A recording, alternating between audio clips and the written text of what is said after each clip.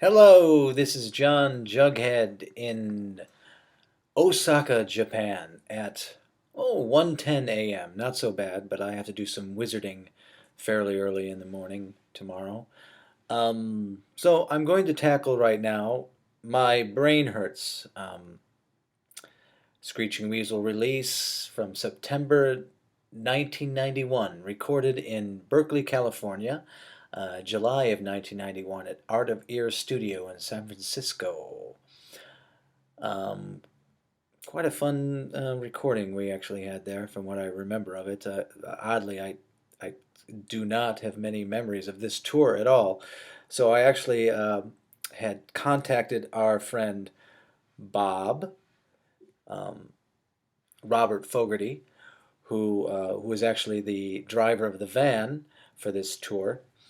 He was also in Ivy League with Dan Panic and Scott Conway, who would both eventually be in Screeching Weasel in some form or manner over the years. So that band actually, which was on a compilation called Octung Chicago, I think, maybe the first one. Uh, that like three-fourths of that band ended up really helping out Weasel in many different ways. So I contacted him and got some of his notes, since you don't ever really hear from him about this tour. Um, I'm really hesitating working on this one. It's taken me a few days to actually hash out some notes, and then I'm back and forth about how detailed to get. And to be honest, for some reason, even though this is like the most regarded as one of the best records, I just don't remember much of that tour or that recording of it. It's strange. Um, and I'm also just hesitant because, as many of the articles talk about, this is where I became more of the background man, and Vapid and Ben started writing a lot of the songs. So I don't really feel too comfortable going through the order of the songs, but I'm going to continue with my original idea of doing that and spontaneously reacting to them.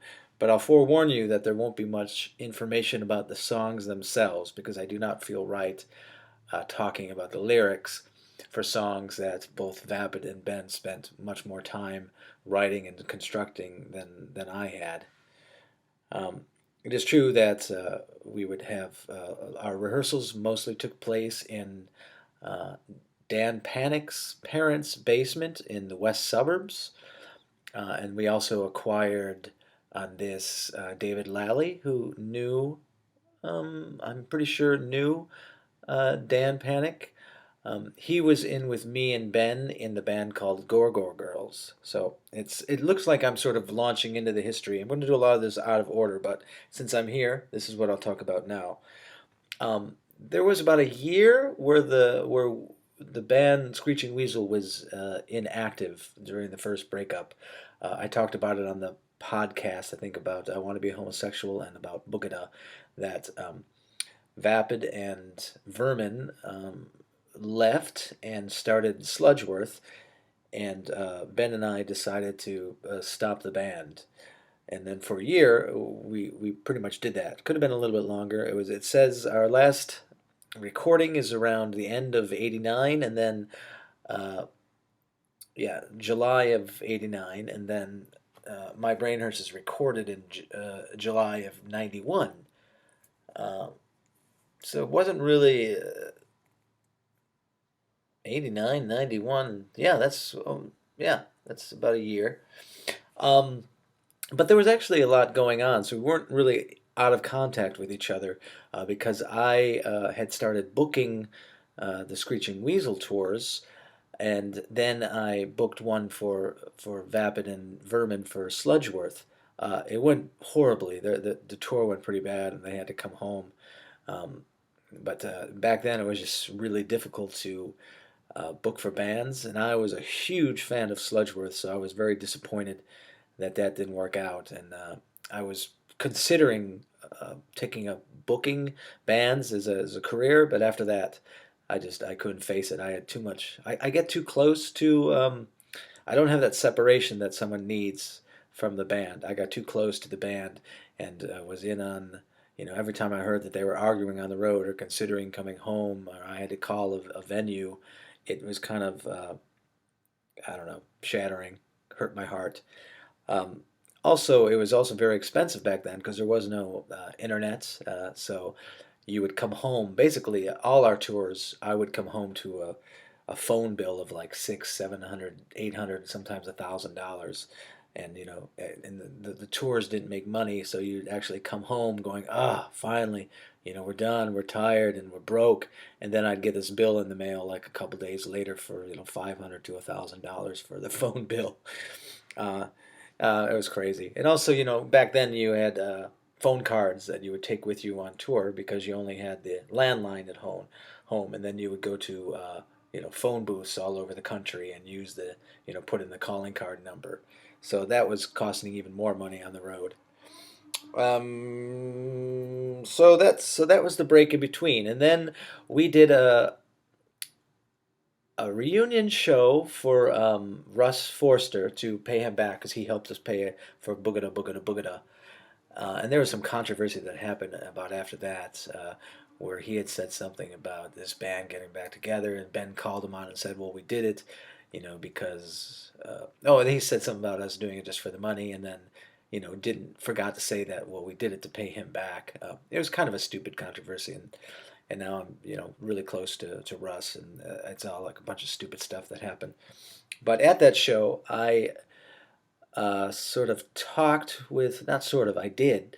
I remember this specifically talking to Vapid about Weasel, and that we should consider getting back together. And then we brought the idea to Ben, and we agreed to do it. In a lot of these notes, it says that he had two conditions, which was it shouldn't be called Screeching Weasel, and that we wanted to do more of Ramonesy type melodic stuff. I don't remember him talking about the melodic part. I don't. We were sort of headed that way anyway, so I don't think it would have really been a contentious issue to bring that up. I mean, he could have, but I imagine we all just completely agreed with it because we didn't. That was the way the band was already headed when we had Vermin and Vapid for that short period of time.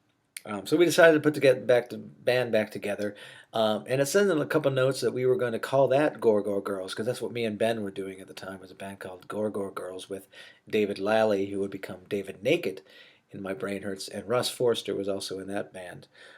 Um, but I remember Ben having the idea that he wanted it to be called Wiggle because we really liked that word Wiggle, and then it eventually would become a record later, but that was pretty much the going title for the band was Wiggle. But then when we were looking for a label, Ben talked to Lawrence Livermore, who we had met earlier, and who was running Lookout Records. We talked to him about putting it out, and we ended up recording it with him in Berkeley, California. But his stipulation was that we should just call it Screeching Weasel because we already had a past with Screeching Weasel, and he honestly didn't think the music was so different because we sent him a demo tape. He didn't think it was that so different from what we were already doing, which I kind of agree. It was just a kind of a progression. Ben just wanted to break from that sort of. I think it helps him with his creative mind, and he was working more with Vapid, so it just seemed like a different project to him. Um, and the way we rehearsed was it just felt different too. So I agree to that. But Larry said he would want it to be called Screeching Weasel, and Ben just decided that putting out a record on Lookout and having it funded and was better than being called something else and not having a record label. So that happened all during that 1 year of a break. And then we decided to tour to California to record the record. And then we learned all the songs. This is the period where Ben was doing most of the writing on his own and also with Vapid, so the two of them would bring in a lot of material. Not much of My Brain Hurts was actually created in the rehearsal space. Um, my parts, I was playing a lot more with octave stuff, and it seems so like a small issue, not a small issue, but a small thing. But I'm really sort of proud of the I don't know, the urgency that sort of an octave of a chord, the main chord of a song, can sort of create like a tension. So I did a lot more simple work on that record as the guitarist. But I'm pretty proud of some of that stuff, and we'll hit some of those as we go along. Now I'm just going to randomly hit some of my notes I have, and then when I get into the songs, I think I will add Bob's notes of his because his are pretty funny, and he wrote a lot of stuff, and maybe I'll post it somewhere so you can see all of it, but I only chose like a few aspects of what he wrote about. So I'm just going to randomly go through these things, and whatever comes up is what I'll talk about. So. Um, the 80s were like the 50s. That's what I wrote down. That was in response to the record cover. Because as the Weasel record beforehand was just so different looking. It was just a cartoon picture of a weasel. The first album was a cartoon picture of us and a cow, at 7-Eleven. This one was a picture of obviously like a 40s, yeah, probably earlier than 50s, but sort of a 40s looking happy married couple doing uh, dishes together. The idea of that was, I think, we were really interested in this. How it seemed that there was a happy sort of layer on top of what was actually going on in the world at the time, and it reminded Ben a lot of like the 50s. You see a lot of 50s things where everyone is all happy, and that's where they started uh, organizing suburbs where everyone would wanted to have the same houses, uh, you know, in the neighborhoods, and you hear about how the actual controversy in families and tensions that were actually going on underneath. This is sort of what was happening in America too. Again, uh, beginning with Reagan, which influenced a lot of the punks before us, and by our time it was George W. It was the father, George Bush, was in office. So there was a lot of displeasure with that, and sort of a false pretense that everything was going to be all right and everything was fine and America was doing well. And I think this idea of this cover was sort of a harkening back to how it used to be a big cover up back then too. So, and My Brain Hurts is a reference to a Monty Python sketch. Um, so my brain hurts, but also obviously it's about worrying about things and anxiety and how your brain can start hurting thinking about all these things going on in the world. So that's that. Um, Pause between breakups. I did that. Okay. New band Wiggle did that. Accounting, booking tours, paying band members tour. A big thing. This is should be said at the end, but I'll say it now. Um, when Lookout put out this record, they also put out Boogada Boogada Boogada. And before this, all of us were really scraping to put funds together to survive. I think I was making about 10,000 a year living on that, which is, I was paying rent and living that cheaply, 10,000 a year. I remember I used to spend like $10 a week or something on food, and I was going to Columbia College at the time, and I was working at Crown Bookstore in Glenview in Illinois, and I would go and buy in the vending machine a bag of peanuts, and I would just all day eat the bag of peanuts, and all the rest of the money was going towards rent and preparing to go on tour.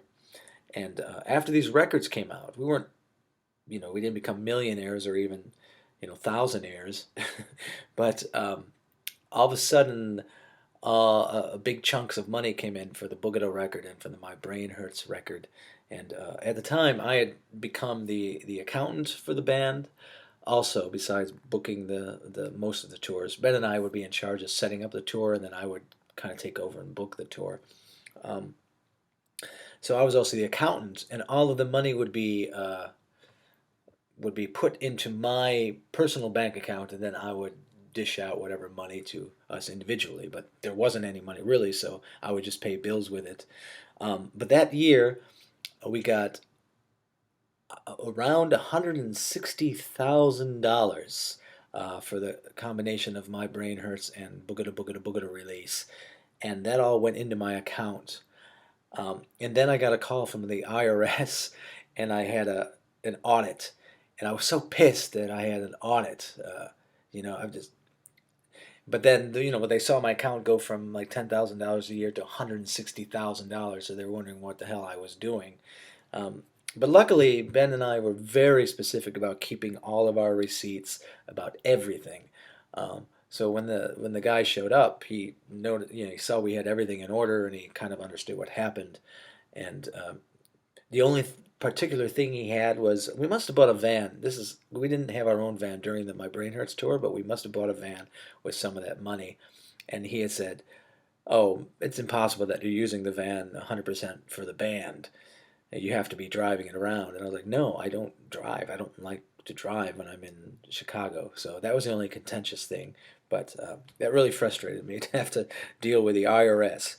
So after that, we actually formed a corporation. So Screeching Weasel actually became a corporation called Weasels Inc. That Ben was the president and I was the treasurer and vice president, and I did all the accounting and the taxes, and from that day on until 2006 or 7, I actually paid all of the band members quarterly, monthly, whenever money would come in. So I would be in charge of all of the money coming in to Screeching Weasel and the money going out to Screeching Weasel. And me and Ben and Vapid for a while were actually employees of our own company. So it was really interesting. I had us as employee for tax reasons because I was doing all three of our taxes, besides the band taxes, and eventually Panic Button taxes. And then after years of that, I can hardly even do my own taxes anymore. I was so done and frustrated with dealing with that stuff that a few years ago I just sort of broke down and wasn't able to do any accounting for anything anymore. So that was why I brought that up in here. Um, let's see, double guitars, mostly live. We decided in this one that, well, it's pretty much for the price. We're going to do most of it live. So the whole tour was based on the songs that mostly Ben and then some by Vapid had written. And that whole tour was predominantly doing the songs from that record. I think we might have thrown like Hey Suburbia and a couple others in, but really the whole tour was just rehearsing those songs so that when we got into the studio in California that we were ready to go and that we could do it live. So we actually did most of the record live, and with all of us in the same room at the time recording, except for vocals. We did what they call a scratch track where Ben was in the other room singing, but we were all doing it live. And I remember the headphone mixes were very bad, and I was really frustrated at the time. I thought it sounded horrible, but looking back at it, it sounds pretty good. But what we did, and I still don't know if it was a good choice, but it kind of makes for a fuller sound. But I think Larry had talked to us about doubling all of the guitars. So me and Vapid both played our rhythm tracks twice. So everything is doubled. So the guitars seem like they're coming out from everywhere. But we weren't really, didn't have the amps to have a powerful sound. So it wasn't like that wall of sound that you get now from like Green Day or something like that. It was just a fuller sound, but it wasn't like a heavy sound like you get with a lot of layering of guitars.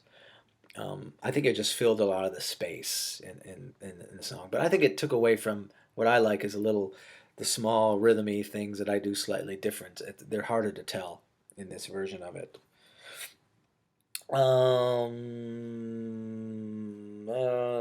Let's see. Yes. And starting with a song. Yes, yes. I already heard some Boogada IRS audit. So I did that. Central crowd pleaser. Kids in. People go crazy. Oh, no, no. Toward playing most all new songs. Yes, I just said that. Don't try. Oh, well, I did all this stuff. Cool.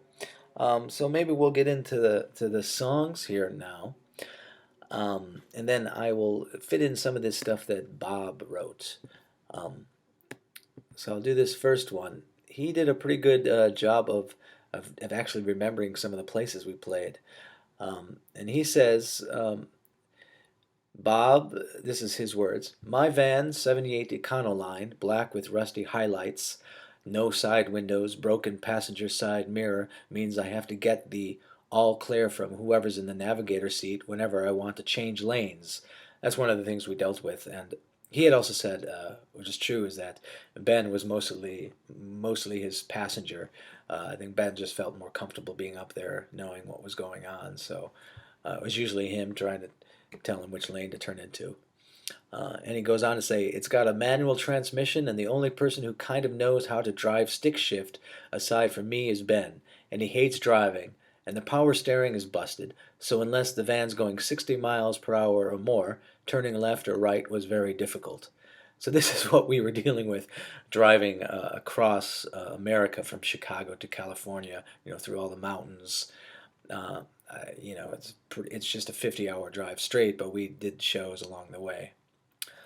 Now let's go to the first song on the record, My Brain Hurts, which is Making You Cry.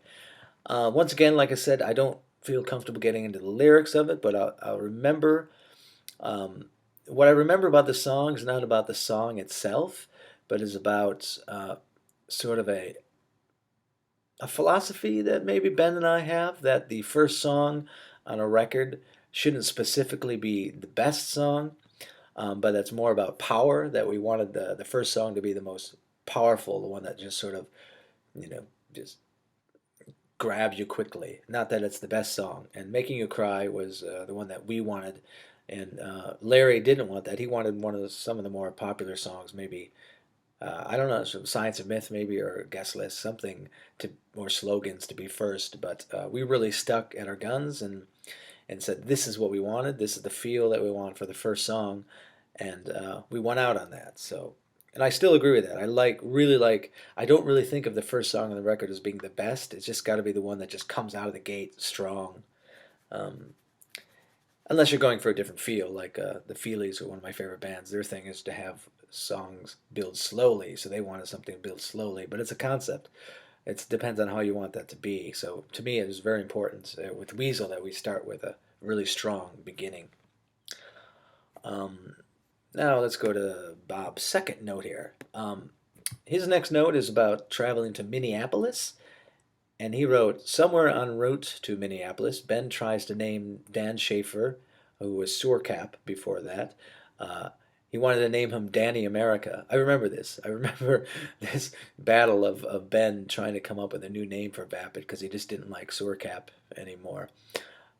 So Danny America was one that he was really championing for a long time. And I don't know whether he was serious or he just liked how pissed it made Vapid because he just didn't like that name at all. And eventually, Ben came up with the word Vapid because that was one of his ways of describing Dan Schaefer, is that he's a little bit slow. I mean, Dan isn't slow, but I think sometimes he's so preoccupied with what's going on in his head that he seems like he is. So Ben explained what the word vapid meant to him, and Dan was actually okay with that being his new name. So that's how he became Dan Vapid. Was on this tour, I guess, according to Bob, when we were going towards Minneapolis. Uh, and also, it says in Minneapolis, we met up with Larry Livermore because he used to live in Minneapolis, uh, and we played in with bands in a front room of an old house. Uh, and what happened to Bob then, which will have some effect later, is Bob uh, almost lost contact lens on kitchen floor of filthy punk house where we're staying. He finds it, which later turns out to be a curse. I pick up a nasty eye infection that vexes me for the remainder of the trip. Uh, and then also he said that punk teenagers practice bass in the middle of the night, inches away from Dave Naked's head while he's trying to sleep. This is something we had to deal with all the time in punk houses. Either it was people that wanted to keep us up all night to talk with us, or was it people that just, punk houses, people that are just going all the time. I remember plenty of times of, people like fucking right next to us when we're sleeping, all night. And really, we weren't much of a party band. We were at all. I don't think we were barely drinking. I didn't drink at all, and I don't think Ben had indulged a lot before this, in between the year off when he was living at Doug Ward's house, was drinking quite a bit. But on this tour, I don't remember us hardly drinking at all. I mean, like I said, me, none at all. I don't think any of us were. So we weren't really much of a party band. We just kind of liked hanging out and chatting. And Ben liked to sort of, well, I call holding court, where he always had something to say. So people would gather around him at these punk houses a lot and just listen to him spew and laugh when he criticized them. It was a lot of fun. His sort of criticalness behavior was a lot more. It was done with a bit more of a grin back then, a bit more of a smile. So people were, I think, warmed by it a lot more. So he gained a lot of attention, I think, on the roads because people just loved to gather around him while he spewed his venom. The second song on the record is Slogans, which I've talked a little bit about before because this is our second recording of Slogans. One of my favorite songs, and all I can say is that from its creation to me no longer being in the band, it was always in our set lists. It just has a great, it has that guitar part that Vapid starts by itself, and then the whole band kicks in, and the whole audience would just go crazy. No matter whether we had a few people in the audience and they knew us, or hundreds of people and they did know the song, it just had the same effect. For some reason, that combination of the four of us playing that song with Panic on drums, just every night, the audience would just go. That was like a big song for everyone to to, to thrash to. Um, what else? So Bob goes on to say, Rapid City. Um, Bob Fogarty says, teenager with 5 remaining bottles from 6-pack of beer seeks out Ben by van before show because he wants to get drunk with Ben. For some reason, Ben's not into it.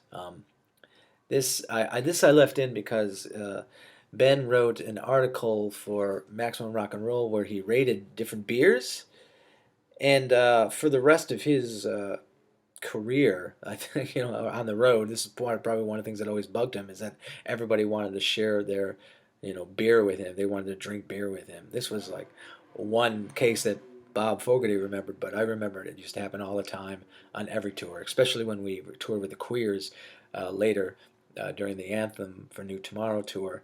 People were always wanting to drink with Ben, and it was annoying for him because he didn't really drink much on the road.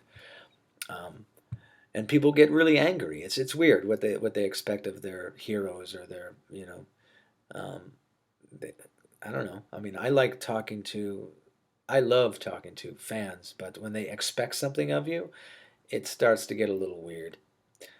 Um, so the next song on there is Guest List, written by Weasel and Vapid. I talked a little bit about this one, and oh, you know what? No, I'm sorry. I'm gonna. No, that's good. Yeah. Uh, Guest List is a great song, and like people talk about the melodic solos and me or even Ben, but this is, I think, one of the best of our solos on any of our records, and this one was created by Dan, by Vapid. Um, he was sort of modeling after Naked Raygun, maybe Rat Patrol. I think maybe the song Rat Patrol. Um, but it's purely Vapid, that solo, and then he had some of the parts of the song written, and then when we were in Olympia, I remember specifically sitting around a campfire at night because we stayed in a place for a couple of days, and that those two were working on that song and laughing and having a grand old time. So that one has a lot of good memories attached to it. The other thing I'll say is people often wonder. Well, the other thing too is that Vapid and Ben used to joke about the groinorama thing. I mean that wasn't just that didn't come out of nowhere. It was something that they would talk about all the time about the groinorama. Sort of the swizzle hips type of thing. And the other reference in there that people often don't know is the Harvey Clinger. They think it's Klinger from MASH, but it's actually a character from a Brady Bunch episode where Marsha's boyfriend was this really nerdy guy that the rest of the family just thought was a big old nerd. So that was Harvey Clinger. Let's go to Bob's next note is for Billings. Billings, Montana. Billings, Montana? Yes. En route, try to find Mount Rushmore. We fail. We do spot cool mountain goats hanging out on ledges that must be impossible to access by hoof, yet they are there. Yeah, that's one thing. It's a memory that always comes up with me about how we were in. We were on the way to Billings. We went to Dakotas to find Mount Rushmore, and we could not find it for the life of us. I mean, it's a huge, huge monument, and to this day, I still haven't seen it. But that's pretty funny. I think we joked about our stupidity for the rest of that tour, and even when we told people we couldn't find Mount Rushmore, they were like, "What? What are you talking about?" But we looked for a few hours, and then finally just gave up. And we were in the right state. I just can't remember right now if it was North or South Dakota, but we did know at the time we were in the right state. We were even in the right area. We just could not find it. And the next song, number 4, is Veronica Hates Me. And this is talked about on different sites that you can find easily, this song. It's Veronica Hates Me was a take on a song by Valerie Loves Me, which was done by a band called, um, why did I forget their name? What was the name of their band? A Material Issue, that's right. And the singer of that band, at the time, used to book shows at Batteries Not Included, and he kind of screwed us on some money, Jim Ellison. So it was kind of I don't know, kind of a payback for that. So kind of doing an opposite idea of that song. Veronica Hates Me instead of Valerie Loves Me. So that's it. That's it. I mean, I actually met him a few years later. I went to college with him at Columbia, and he was a pretty good guy. And he sadly passed away, I think, from a heroin overdose sometime in the 90s. What's the next one we have here? Missoula, Montana. National speed limit of 55 miles per hour. En route to Missoula, cop weaves through traffic to pull us over. I'm going 85. This results in my first speeding ticket ever. Total fine $5. $5 payable on scene. Why I kept this one in is because it's something that I always thought was very funny. That in Missoula in this time period, they didn't. Um, they had just gotten a speed limit. They didn't have one before, and so the law there was to pay $5 on the spot. It wasn't like some kind of illegal. It wasn't some kind of like underhanded thing with the cops. That's what you would do when driving through there. You would just pay $5. So I thought that was pretty funny, and we were joking afterwards that, why don't we just pay him, 10 or 15 bucks and tell him that we're going to speed through the rest of this state. Also, Ben, having dealt with cops a lot of his life when he, ran away and being in rehab, was very touchy about how you treated cops. Like I was, I mean, my brothers were always getting in trouble, but I always had sort of a good relationship with cops. So I was sort of joking with the cop, and he sort of reamed me out after the cop left. That I shouldn't communicate with him like that in that way. That just say yes sir, no sir. Which I thought was a weird thing to happen from Ben, but we were on the road and he didn't want to get us. We didn't want to get pulled over. I mean, we didn't want to go to jail. Um, so that's interesting. What do I got here next? Cindy's. No, I can see clearly. Um, this one, Ben claims is he really likes because he thought it was the best arrangement he did of someone else's song for us, and I agree. This is a great version of it. I always miss the bridge that he took out because he didn't think it fit in with our sort of punk take on it. But then I put it back in for the Even In Blackouts. I think it sounds great. I really like the bridge of that song. But I understand. But he added a solo to it that was made it even better. I think he might even have played. I think Ben. It was me and Vapid on guitar and Dave Lally on bass. But I think Ben played a couple of the parts. I think he might have done the beginning of this or the solo part of this. I'm not sure. But the other thing I'd say about it is that Ben was familiar with the version done by Ray Charles of this, but I knew the Johnny Nash, the original one, so him and I went back and forth on the actual writer of the song because he had never heard of Johnny Nash. I don't think he had heard that version or didn't. I don't know. He really liked the Ray Charles one. So that's that. Now we're moving on with Bob's other stuff in Olympia and Seattle. This is where things get a little interesting. We get in early in the morning, stay in a tidy punk house with friendly youngsters. I remember at least one of them was in a band called Glad. This is our base of operations for the next 3 or so nights. We get to the chance to do laundry, and this is exciting. SW has 2 shows. Screeching Weasel has 2 shows set up in Seattle and one in Olympia. On our first night, Screeching Weasel is supposed to play a show in Seattle with the Fuck Ups. I remember this. I didn't know the band, but Ben knew the band, and the guy actually had the Fuck Ups written on, tattooed on his arm. Um, I hadn't been to. I think this might have been my first time to Seattle. Maybe we'd gone to Oregon, but I don't know if we'd gone to see it to Washington State or not. But this was under a bypass, and it was a cruddy looking punk bar, and I guess I don't know. Sometimes we reacted weirdly to the old school punk places where it looked like a lot of gangs were hanging out and lots of drinking. So I think the show looked like it was going to go very badly, and they didn't really care that we were there or not. They just wanted to drink and have their sort of their night there, the band, the Fuck Ups. So we cut out there. We actually didn't play. Um, On our second night, SW plays at a theater in downtown Olympia with Christ on a Crutch. Pretty packed. Punk kids get yelled at by the venue owner woman when they try to mess with the marquee out front. I don't remember that. But what I do remember about that is that, along with Chris Barrows from the Pink Lincolns, there was a kid named Bob Baker that was pen pals with me from the very, very beginning. Of being a punk back before Boogadub, during the first record.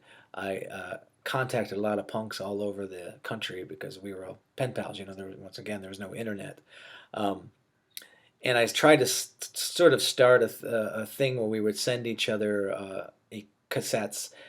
My idea was to have all of us sort of start forming a, a punk tour help guide with bands from each place, and it fell through. But I ended up making a few good friends that I had for a long time. Chris Barrows, like I said, from Pink Lincolns being one of them, and Bob Baker, who was from Descent. So I got to meet him for the first time a few years later on this My Brain Hurts tour. He played that show. And sadly, uh, a year later, he moved to Colorado, and him and his girlfriend got into a car accident. They were hit by a drunk driver, and they were both killed. So that was pretty horrible. I really liked that guy. He was a very decent fellow with a pretty good band called Dissent, Dissent. And then Bob says, I remember John saying something like, Olympia. I can't decide if I really love it or really hate it. I still feel the same way. Now we on to Cindy's on methadone. Cindy's on methadone. Once again, I don't want, all I have is the lyrics to talk about, but I don't want to talk about them.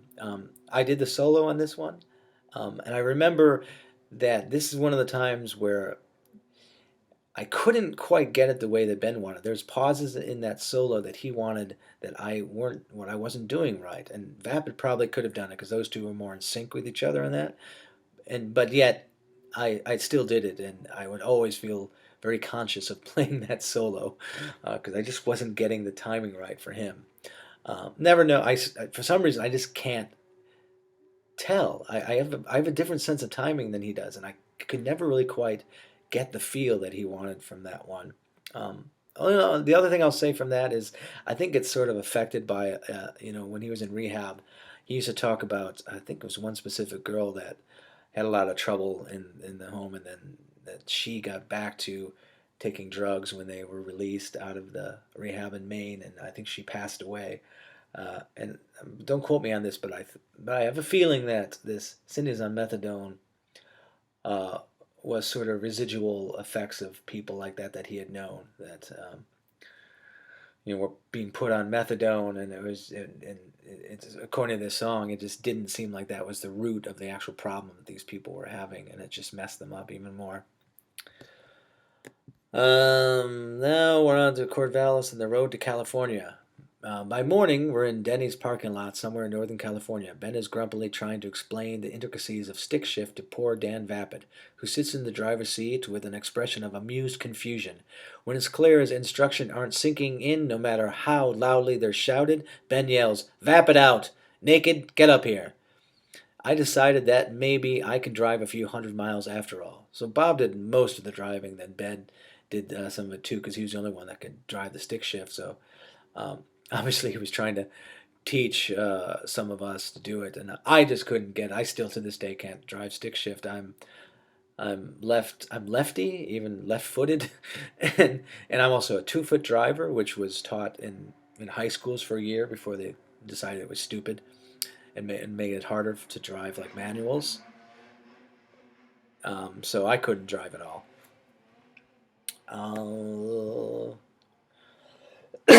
Science of Myth. The Science of Myth has that higher octave that I was talking about that I liked playing. Um, this was a great song to play, and I remember the drum part at the beginning and playing it without at first, all of us coming in, and then when eventually Panic had the beginning drum part where we all kick in, and that was kind of really powerful. Like we felt that one, we knew it was a powerful song. Um, and the other thing I'll say is that it's also written, but in case you don't read, the Science of Myth was based partly on Joseph Campbell's books and then his video essays on the power of myth, um, where he studied all of the old Greek myths and how they are still around these days and how they affect us, like the hero worship and things like that. So Ben was sort of very interested in that. I think we watched one of the episodes together, and then he cranked that classic out. Okay, so now we're in Oakland, San Francisco, and Berkeley. We're in the Bay Area for about a week so the band can record an album, My Brain Hurts, play for a few shows, and visit friends. Tim Yohannan, who started Maximum Rock and Roll, lets Ben sleep at the MRR house, but has a policy against letting bands stay there because of past incidents of record thievery. Uh, Tim Yohannan, we got to stay there one night on an earlier tour, and he has this one room that's spotless, all white carpeting, white walls, and it had thousands and thousands and thousands of records. It was so impressive, and they're all alphabetized and they're put in, the protective coverings. He was really specific about his record. He was very proud of it, and also all the walls had flyers, so it had like original flyers of the first Dead Kennedy shows, and it was really impressive. It was a great place to hang out. But we stayed, the rest of the band stayed at a place called the Big House in Oakland, which was sort of like the Ashtray 2, which with actually even more people living there. And Bob even says it colorful characters, newborn kittens, and colonies of warring ants. So it was quite of an interesting place to be staying while we recorded there. Now we're on side 2. What we hate. What we hate is my most favoriteest song, and it has another one of those high octave parts, and I came up with this beginning wanky sort of thing for the song, which I really like. I really like it. And I play the solo in this one, the beginning solo, which it was written by Ben. I wrote the wanky part, and he wrote the more melodic part of it. Um, but this is this record. I mean, his lyrics just got so damn good, really good. Another thing I'll say about Ben on this tour and the tour before it is that whenever I looked over at him, I always would just keep an eye on him. It was part of my job, I think. He was always had his notebook with him. He was always writing and recorrecting things, constantly working on lyrics. So all I can say is this one is just a product of his really working on lyrics over and over again. And even in the studio, when him and Vapid would go over all the lyrics and the songs, they really nitpicked about um, phrasings. It was very impressive. He always had notebooks with him, and he had the most clear printed his writing that I'd ever seen of anybody. Mine is pretty clear. I'm a lefty, and I tend to write really clearly, but Ben's uh, was spotless. Like his writing was so clear, and you can tell that he spent a lot of time thinking about lyrics. Now we'll go into another paragraph here by Bob. Uh, Our first night there, it's apparent my eyeball will probably need to be removed, perhaps replaced by cyborg technology. I can't even wear my contacts anymore, and I don't have a pair of glasses, meaning I'm effectively blind. Kind resident of the big house takes me across the bridge to San Francisco General Hospital's emergency room, where I remain for the next 16 hours reading magazines an inch away from my face and trying to nap. Richard, the roadie, patiently hangs out in his ancient hearse across the street to give me a ride home when I'm released, and Ben makes a brief appearance to check in on me. Eventually, it's determined I have an eye infection and a scratched cornea. With less than $20 in my pocket, the band buys me glasses the next day so I can see. I know it's really not in the budget, and I feel like an asshole. Yeah, we didn't have a lot of money, but he needed to see. So I remember him being in the hospital for a while there and taking care of that. And also that it mentions Richard the roadie, who actually was known as being a roadie. He sort of lived in his hearse, and he was another one of those like Aaron comic books that never showered, but he was covered in oil all the time.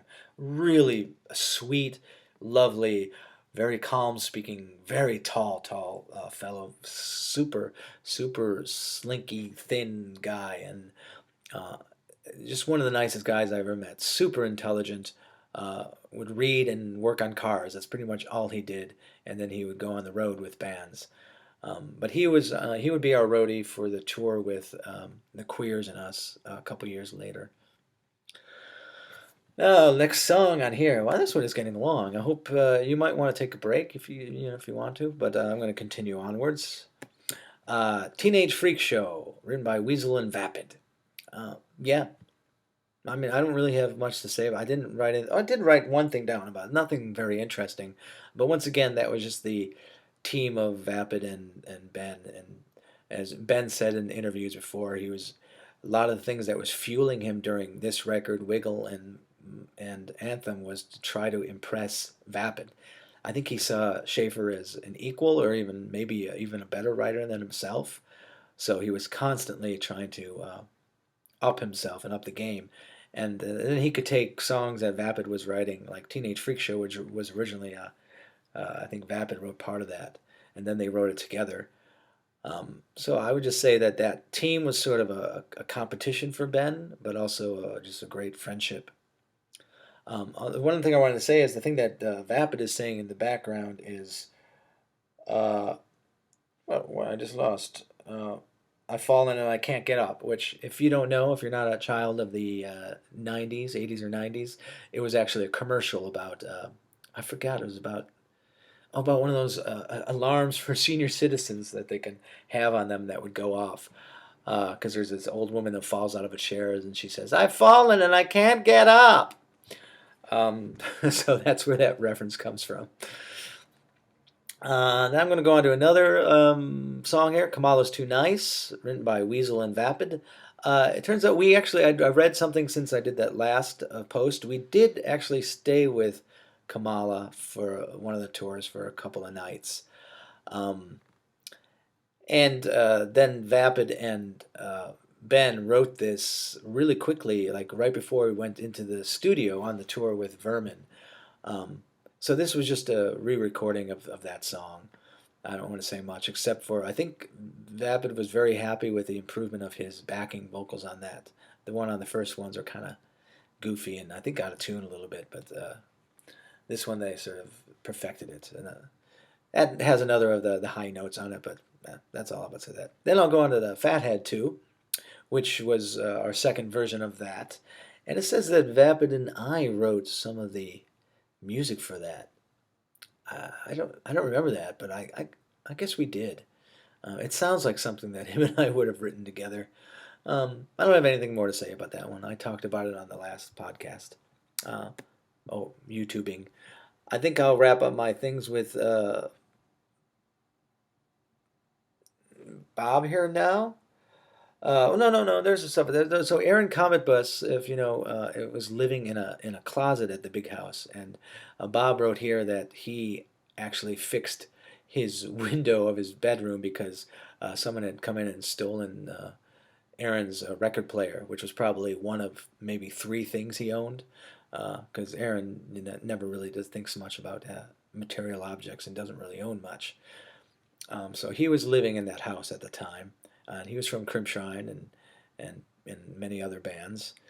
Um, we also spent a couple of nights at Spit Boy's house, and they let us stay there to do the if we did the dishes. And I remember the whole house being full of dishes, and we walked in and going, "Oh my God, what did we get ourselves into?" But I think we just wanted to get away from the big house for a while because it was constantly people coming in and out all day and night. So we just wanted to experiment with staying at some other place. Um, Now the next song is "I Wanna Be With You Tonight." All I can say about this one is I just love Vapid's backing in that. Be with you, 999999999. I just, it's great. I really don't have any memories of that song whatsoever, but every time I listen to that, it puts a smile on my face to hear his backing vocals for that. Back to Bob here. Uh, we did a show at People's Park in Berkeley, and we played with Blatz. I remember that being a lot of fun. That's where Jesse from Blatz was a really cool guy. Uh, we were warned by the cops before it even begins that it might be shut down because it's technically illegal. Uh, and I think we actually made it through the whole set, but it was a pretty bad sounding place. I mean, we were just set up on a big, I don't know, big platform in the middle of People's Park, where a lot of homeless people live and a lot of hippies live there too. Sort of camp out. It's you know it's tech it's theirs. I don't know the politics behind it, but it was a big deal at the time that this space was carved out as theirs, and there was always a big deal between the governmental body of the area in California and the ownership of People's Park. We also did our show at the Gilman Streets, and we played with Blatz, and we played with a band that Bob referred to as when they were pre-ska-core, Voodoo Glow Skulls. So we played with them. Uh, and then we played a show at a record store called the Epicenter. Now the last song is My Brain Hurts. It's a perfect all band song. Everyone has something in there that I think is pretty cool. And I talked about this when I showed how to play the solos for My Brain Hurts, but it features all of us. The solos were all written by Ben, but me and Vapid play them. He plays the one at the beginning, and then I play the sort of chord one in the middle. It was originally written by Ben as single notes, and I turned it into a sort of a chord playing thing. And then the last one in the background, which is my favorite, one of my favorite solos that I played of Ben's, was actually taken from Charles in Charge, the TV show with Scott Baio. Do do do do do do do do do. Great solo. That's all I say about that. I know that I've read recently that Ben was trying to get Panic to play sort of a Aaron Comet Bus sort of drum solo sections in it, and it didn't really work out that well. But it became what it became Panic's, who was a really strong drummer. Um, I didn't really say much about him on this tour. Me and him used to have a lot of that. All I can say about it is that me and him probably hung out the most together, and we also had a love of cartoons. So he was always doing stupid Warner Brother cartoons, voices, Bugs Bunny, and things like that. It was super funny. Um, and he's one of the ones I still get along with to this day. So that has maintained. I will have more about Panic probably. I will probably prepare more for talking about him on Wiggle and add them for a new tomorrow. The last thing on Bob's notes is Richard the roadie checks out my van because it's making weird noises and smells. He determines the transmission is kaput because I'm a clueless Midwesterner who doesn't know how to drive through mountains and on San Francisco streets, except he says it in a nice way. There's no chance it will make it back to Chicago without some serious work, which he tries to do. We spend time in a few auto graveyards trying to rustle up affordable parts, but we have no such luck. Looks like we'll have to take the Greyhound home, which actually did happen. The big memory I always have of recording My Brain Hurts is me and Panic actually taking a Greyhound bus 60 hours back to Chicago. And there was this woman that was talking the whole time, and she had a baby. It was screaming. And then one night, I actually had a bag of Skittles, and when everyone was sleeping, they fell out of my lap and spilled on the floor. And every time the bus would take a turn, you'd hear like 400 of these Skittles slide across the floor, up to the front of the bus, back to the back of the bus. And I felt so bad. And then, we actually stopped for a couple hours, and I was like, oh, great, they're going to clear out all of the Skittles. And then when we got back on the bus and started up, they didn't do anything. They didn't clear it out. So for the rest of the ride, for like 20 something hours, you hear all these Skittles scooting back and forth. And whenever I could, I would reach down and try to grab a bunch off the ground. So that was that. And this screaming woman that was always going, Panic would do this great imitation of this woman's frustration, going, well. It was funny. It was horrible. We couldn't sleep at all for 50 hours. But that was, we didn't have hardly any money. And then I think, I'm not sure where Bob actually ended up doing. I don't know if he was on the bus with us or he found a way home. But Vapid and Ben actually got hitched a ride with a couple punks that were going to drive all the way out to meet the band. What was the band name? I don't remember. Monsoon? There was a band from Lookout that was playing in Chicago, and they were going to travel all the way with them. So we all converged back in Chicago and really didn't hang out with each other for quite a while because we were so tired from that. But for the next one, for Wiggle, I will probably talk about the tour where that record came out, and it was like overnight, one of those literally overnight things where we had nobody at our shows to hundreds of kids singing the songs to us. We never got to the point, we broke up eventually before we had any kind of huge audiences, like thousands. I think the most we had was a couple hundred ever while we were a touring band. But that broke on the next tour when My Brain Hurts came out, I think. Anyway, that's all. This one went on pretty long, and I wasn't. I hope it's all right. I feel like I might have been a little boring on this one. You might have been expecting a little bit different take on My Brain Hurts. I really didn't even talk about the recording itself that much, but there it is. So thanks for listening, and I hope you enjoy this. And the next one up will be Wiggle. You know what? There is one other thing I want to say. That there was always Larry was in the studio with us, and he was so adamant that he wanted the song "I Want to Be a Homosexual" on the record. But Ben was dedicated to putting it on the 7-inch that was spoken for already. So that was always one of Larry's favorite songs, and eventually we ended up putting it on Kill the Musicians. So he went out eventually for that, but he felt very strongly about it being on the My Brain Hurts record. But it had another place to live on the Pervo Devo EP. Maybe I will fit that one in. In the notes, let me know what you guys think. Whether I should do a Pervo Devo. I think I could probably rack my brain and try to come up with and remember some of the situations that happened during that. All right. Thank you, and good night.